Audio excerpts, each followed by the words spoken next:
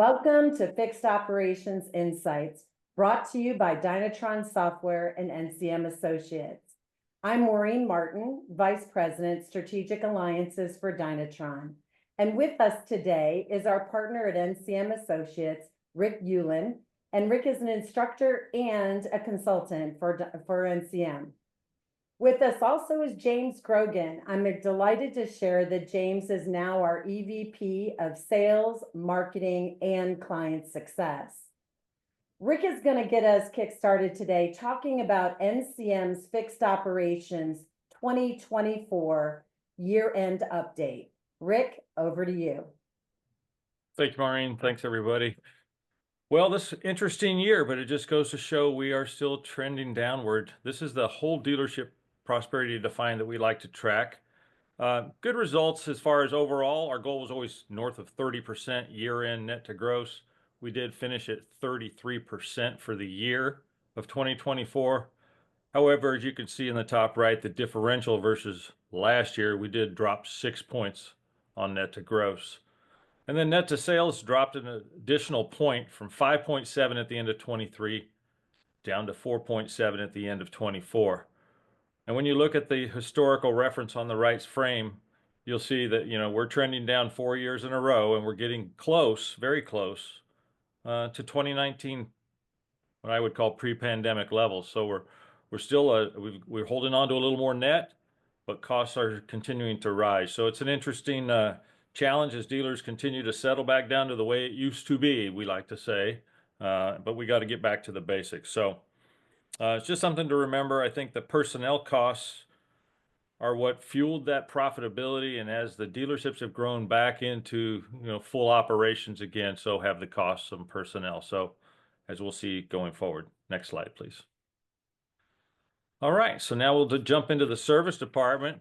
Very good year in some categories, a little off on margin. I think our cost of sale continues to trickle up a little bit as techs continue to be a challenge. Everybody's trying to not only invest or to train current techs, but invest in new techs. A lot of technician programs, recruitment programs going on that compresses margin a little bit. But overall, personnel and expenses came in well at 46.2. We like to see that about 45%, but very good. And I think dealers are doing well, being resilient. Net to sales, a small dip, which means we're holding on to that money still. And overall, a fairly good year. However, historically speaking, our goal is 30% net to gross, so we've got a little work yet to do. Next slide, please. All right, parts operations. I think all of us in the industry know parts can be that steady, that solid, that department that's always delivering, and here it shows again in 24. Actually, their margin was exactly the same as in 23. So control their costs well, kept their marketing, their matrix, those things handled right, their warranty adjustments and parts pricing, all those things overall did a very nice job. Personnel at 30%, right where you want to be. Again, very well dialed in. And a net to sales had a little bit of an increase by 0.3 up to 17%. So parts operations continues to roll steady. I will say we have seen a little bit of an increase, what I'd like to call obsolescence in the marketplace. So we're seeing a lot of parts departments starting to show some obsolescence. So, keep your eye on that. All right. Next slide. Well, can't all be good, right? Can't all be good. So we got a little bit of a story here. We kind of knew going into the last couple of years that RO count was compressed and down. And that has to do with just the sales volume that we've been dealing with over the last 4 to 5 years since basically the pandemic began, then the supply chain and chips and all those things. So very little growth in RO volume, and this year we saw a dip below the line for what has been the first time in some 10 plus years. So certainly something we need to think about. I would say sound the alarm to some degree. I don't think you need to go, top level, but it's something we need to pay attention to. We've got to realize and we've got to prepare for what is coming. I don't think this is the last year. I think we believe we've got one more year on this trend just because of the typical historical track line. So how do we prepare for that? We want you to look into those service.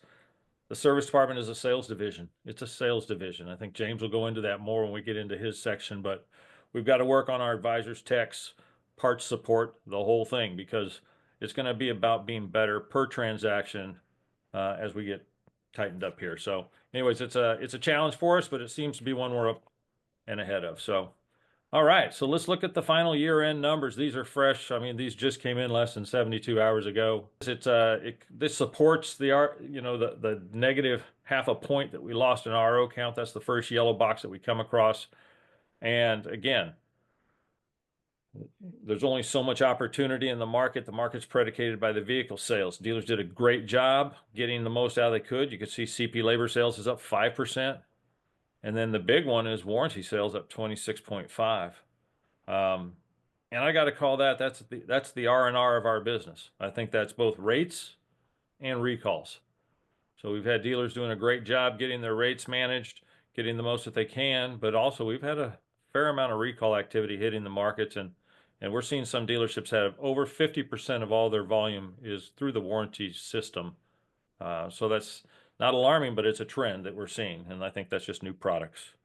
Overall, the way we go all to the right side, we'll go to the wholesale parts, the last yellow box, and down 2.1% wholesale parts sales. And I think that that's indicative of a couple of things. Obviously, vehicles count also down.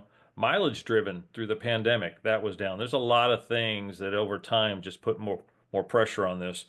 But we're also seeing, less and less driving. That's just the reality of the marketplace today. More and more remote workers, less miles on the road, and a lot of cars are being totaled because it doesn't take much to total a car today with all the technology. And finally, the benchmark labor gross margin results of last year. So 79.6% retail gross margin, that's before the unapplied adjustment. Right in the ballpark of where we want to be. I think what we just experienced last year was a little heavier unapplied time adjustment. And I would say by about the tune of about 3%. So when you think about that, I think the challenge that we have as dealers is to get the balance of getting techs trained, making sure techs are compensated as they grow in the business, at the same point in time being able to charge the right price without being too expensive in their market and putting margin compression on it. So at 74.5 overall after the adjustment, really right on target. I mean, target's 75 to 80, but dealers did an excellent job here taking care of that. Before we go to James, I would just say I think the thing for unapplied time to think about is if we are truly using that money to train technicians, let's show that money in training so that we can look back at our financial statement over the end of the year and say, hey, we invested this amount of dollars in training our technicians. And then when they truly do transition on the flat rate and we're just using true unapplied time for what it's originally designed for, we get a better picture. So I think there's a little bit of that going on. We're seeing this number's up, but it's because it's really money being spent to train. Thanks, Maureen. Thank you, Rick. We really appreciate you sharing the insights from NCM through the calendar year 2024. Brought up a lot of really interesting topics. So when we look at, James, from a Dynatron perspective, we support over 4,100 dealerships.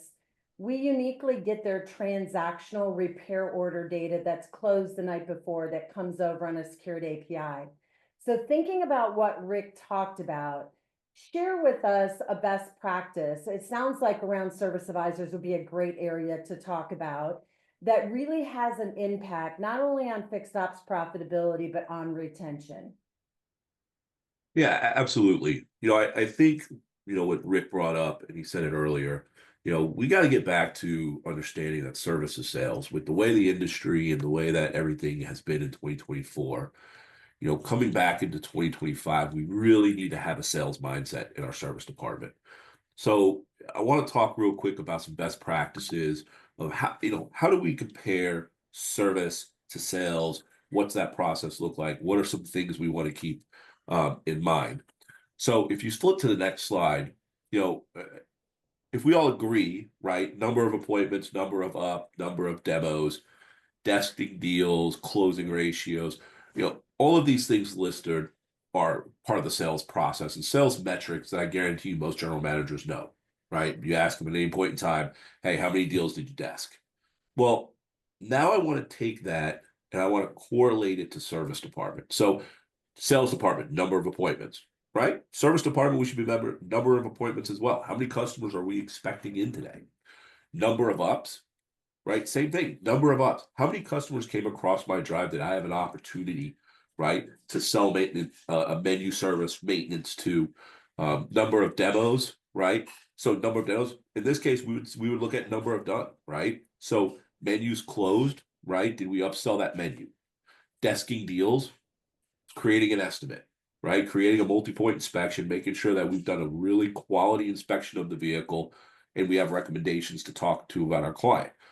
Closing ratio, same thing, right? Closing ratio, whether that's menu or the multi-point inspection, do we understand what our closing ratio is in service? Because I guarantee we know what it is in sales. F&I back, product penetration, same thing, service menu product penetration, right? If the menus that we've written, if we have maintenances that are due, what's our penetration in those key maintenance menus? So number of B-backs, number of repairs postponed and declined. Like if we aren't tracking declined repairs, there is a lot of revenue that we are potentially never getting back in our doors. So front end gross, back end gross, right? We want to look at maintenance labor gross and repair labor gross. And then the last thing, right? Gross per new used vehicle retailed, gross left on the table. We want to look at that the same way. Gross per RO retailed and gross left on the table, right? And I feel like most operators on the left-hand side are extremely comfortable with that information. We really need to see a shift in 2025 that on the right-hand side, we become just as comfortable with those numbers. So once again, first steps into changing our mindset, right? So if we remember, right, number of appointments, number of ups, number of dones, number of completed MPIs, closing ratio for technicians, menu, all those things, right? Before we can really change the mindset of our team, we really need to ask and answer 3 difficult questions, right? Sometimes we ask ourselves, but we don't really want to answer, right? We need to answer. And if the answer is no on either of these 3, we really need to evaluate what our next steps are before we start to implement this mindset change. So our first question is, what technology do we have in place to make the process for these items as efficient as possible? Like, think about it, right? How easy is it for our clients to set an appointment at our dealership? What visibility do we have into it? How easy is it for our service advisors to present a menu, to complete a repair order, right? To look at a multi-point inspection, to provide that multi-point inspection to a customer, right? How easy is it for us then to not only document declined repairs, but then market to our clients? And then ultimately, analytically, how easy is it for me to really understand when I'm pushing from gross profit to money left on the table? The number 2 is, do I have a documented training plan for my team on how each metric is to be achieved? Right? We talked, and I think it was our first one, where if you don't have a process, you have a process, right? Just like if you don't have a policy, you have a policy. So, documented training plan, right? How are we going to get the number of appointments that we need? How do we get the number of ups, right? How do we then have the closing ratio we needed on multi-point inspections? How are we going to attack declined repairs? Everything has to be documented, has to be trained to, has to be coached to. And lastly, what reporting and visibility do I have for each metric? And how often do I review these with my team? Because it's great that I can say, hey, I want 20 appointments a day. But if I can't see it, I don't have visibility, and I can't report on it. I mean, what is it? Hope's not a strategy, right?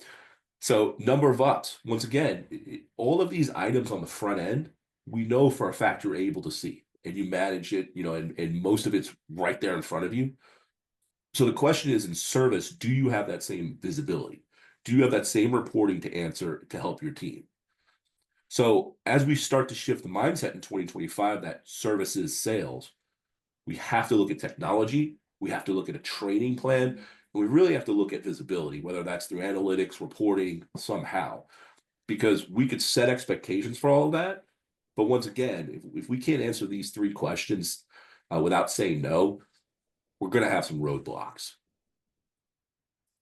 Thank you both so much for not only sharing the trends that we're seeing from the financial statement side from NCM, but also a tangible best practices that really drive fixed operations profitability and retention. And we know in 2025, compression of margin, headwinds that we keep hearing and talking about. We all just got back from NADA, is understanding how critically important fixed operations is going to be to overall gross profit for the dealership and for our dealer groups.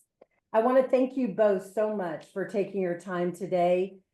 If you would like to learn more information, please just hover over the QR code, give us some basic information, and we will reach out to you.